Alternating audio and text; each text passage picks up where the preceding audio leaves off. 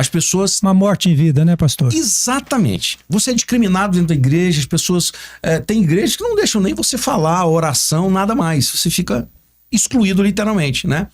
Como se você tivesse sido o próprio Judas. Leproso. Cara, essa palavra é exatamente o que as pessoas passam, né? Então eu sofri isso. E não tinha ninguém para me ajudar, não tinha ninguém para me aconselhar. Os amigos se foram, né? A igreja, na época, eu senti que eu fiquei abandonado.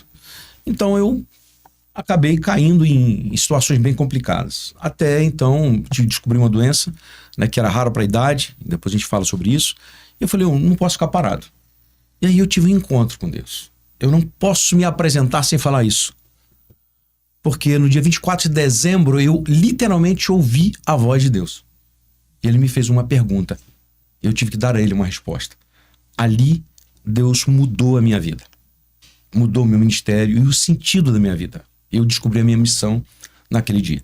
Amém. E eu aprendi, a partir dali, que eu precisava cuidar de pessoas que haviam passado pelo que eu estava passando. Meses depois, praticamente um ano depois, eu me caso novamente com uma pessoa que também havia passado pelo divórcio. Só que você pensa, ministério nunca mais. E aí eu fui direcionado por Deus para Family Church, que estava iniciando naquela época, né? E eu participei do primeiro culto ali, na Family Church. Há 4 anos atrás. Há 4 anos atrás. E ali naquela salinha ainda, com o Delino sentado numa cadeira de plástico, tocando violãozinho, né? Um sonzinho fraco pra caramba. E ele conseguiu se deixar ser usado por Deus, o pastor Mac na época também. E ali começamos a trabalhar juntos. E ele me convidou para cuidar de um ministério onde eu fiquei 4 anos cuidando. Deixei agora, no meio do ano, passei, né, para outra pessoa cuidar. E Deus me direcionou para fazer esse trabalho para fora. Agora não só numa igreja específica, mas levar isso para o Brasil, para o mundo. E hoje a gente tem um projeto online onde a gente faz esse trabalho. E aí pintou a oportunidade de conectar com o Paulo. Falei, cara, a gente está fazendo algo parecido. Vamos conectar. Ele convidou, eu falei, cara, vamos conectar e vamos levar isso, né? Vamos levar essa restauração, essa mudança de mente para as pessoas. E tá dando muito certo, graças a Deus. Então, aí eu escrevi um livro, né, sobre o assunto. E é isso. Acho que essa é uma apresentação... Tem muita história, né, pastor? Um pouquinho. Ô Paulo, deixa eu lembrar você que em 2019 eu fiz OSV em Goiânia. Sim. Então, só uma observação, isso me deu um destravar, me deu uma abertura que eu agradeço muito a você. Talvez você não lembra bem da minha presença lá, que eu te contei esses dias, né? Lembro sim. Mas eu queria que você falasse para nós aí do seu tempo, né, de OSV, né, do seu trabalho, do seu desenvolvimento aí desde então. Legal. Eu quero responder sua pergunta utilizando um presente aqui que Deus me deu na minha vida como presente, que é o pastor Edmar, que tem contribuído bastante e nesse afinar da percepção sobre o que a gente vem entregar nesse mundo. Então, em vários momentos eu entreguei muito de formas diferentes. Fui jogador de futebol e entreguei muito como jogador. Recebi um presente, porque quando Deus quer nos dar um presente, ele embrulha um papel chamado problema. O primeiro presente que eu recebi foi um suicídio do meu pai. O segundo presente foi um câncer. O terceiro presente foram as dificuldades que eu fui encontrando no meio dessa pobreza. E foi ali a grande sacada de quando eu comecei a descobrir a intensidade desse presente, eu entendi exatamente que aquelas dores estavam me despertando para encontrar o que eu vim fazer neste mundo. Ninguém encontra o propósito ou o que veio fazer no mundo dormindo. Ninguém encontra o propósito descansando. Ninguém encontra o propósito na igreja. Ninguém encontra o propósito assistindo sessão da tarde. A gente encontra o propósito passando, aspirando, desenvolvendo e aprendendo e nós nos tornando pessoas melhores.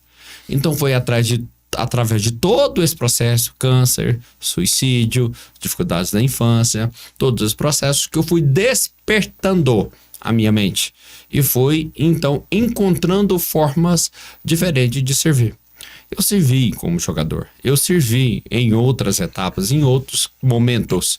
E agora eu entendo que existe um público maior. É esse público que eu estou afinando a minha conversa, a minha fala, a ponto de merecer, ao ponto de fazer sentido estar sentado na mesa com esse público. Então, nós chamamos isso na física quântica de frequência. Então, eu estou trabalhando na minha frequência. Então, desde 2019, que a gente, naquela reunião que eu tive com você e suas irmãs, em 2019, eu me lembro exatamente desse momento.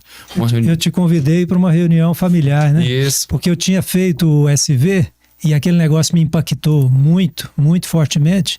E eu tive um momento só eu e você. Isso, uma sessão. Uma sessão de atendimento lá, de um coach, né?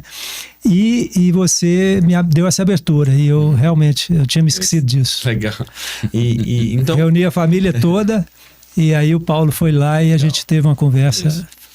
E aí, quando você voltou agora, né, no ano de 2025, então, e quando você ouviu pela segunda vez o chamado, né, e eu me lembro que você veio falar comigo, eu falei, olha, eu estou afinando um instrumento novamente. Então, eu acredito que esse instrumento, ele sempre tem que ser afinado. Todo pastor tem que estar afinando o instrumento. Todo padre tem que estar afinando o instrumento. Todo médium tem que estar afinando o instrumento. Todo ser espiritual, todo ser humano tem que estar afinando. Marido, todas todos as nós, pessoas têm que estar. Porque se não está, já é duvidoso quem não está afinando o instrumento. Né? O apóstolo Paulo, quando diz renovai o seu espírito pelo novo modo de sentir. Então, essa renovação, ela é muito importante. Então, eu venho renovando, buscando adaptar. Então, escrevi 6º livro agora, estou indo para o 6º livro agora. Então, renovando, sempre buscando uma nova forma de servir. Né? É interessante porque quando você escreve um livro, se você lê ele de novo, você já vai criticar o que você escreveu. Eu sei exatamente Se o Edmar agora acabou de lançar o livro dele, se ele ler de novo, já não vai ser o mesmo. Eu já queria colocar outras coisas que ficaram faltando. Opa! Corrigir, melhorar. É pensar em escrever numa série logo. É igual o sábio que diz, né? Você nunca entra 2 vezes no mesmo rio. Sim. Porque depois já não é o mesmo rio mais. Você entra no rio uma vez, que a água já foi embora. Quando você entrar de novo, é outro rio. É verdade. Tem outra água, outro momento. Então, é exatamente isso que nós precisamos entender, né? Isso que nós vivemos, isso que nós entendemos agora. Então, ao longo desses 20 anos, eu venho fazendo isso, despertando, ajudando pessoas que sejam na área